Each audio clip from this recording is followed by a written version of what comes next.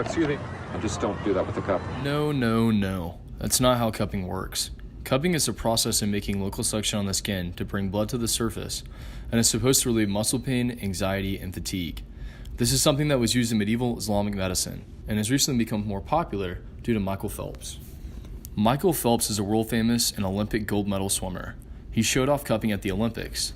These strange circles on his skin were a hot topic of discussion, as people were, most still are, unfamiliar with the practice of cupping. During the process of cupping, your therapist will put a flammable substance such as alcohol, herbs, or paper in a cup and set it on fire. As the fire goes out, he puts the cup upside down on your skin. As the air inside the cup cools, it creates a vacuum. This causes your skin to rise and redden as your blood vessels expand. The cup is generally left in place for up to 3 minutes. It is essential to make sure that you do it properly. Cupping should be done by one who's experienced, and he or she should use instruments that are properly cleaned and sterilized.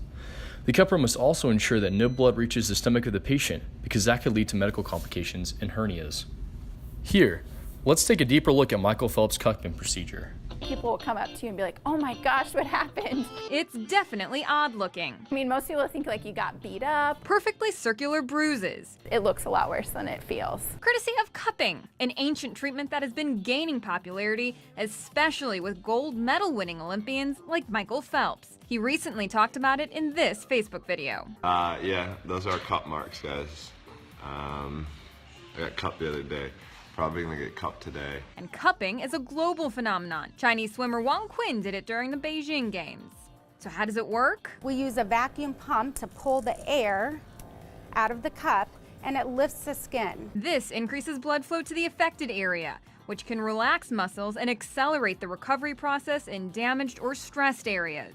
At first, when they first put it on, it's a lot of pressure, so it almost like takes your breath away. But after the first minute, it kind of relaxes and almost just feels like a really good stretch. So it's actually promoting like a system to enable the body to come in and regenerate itself.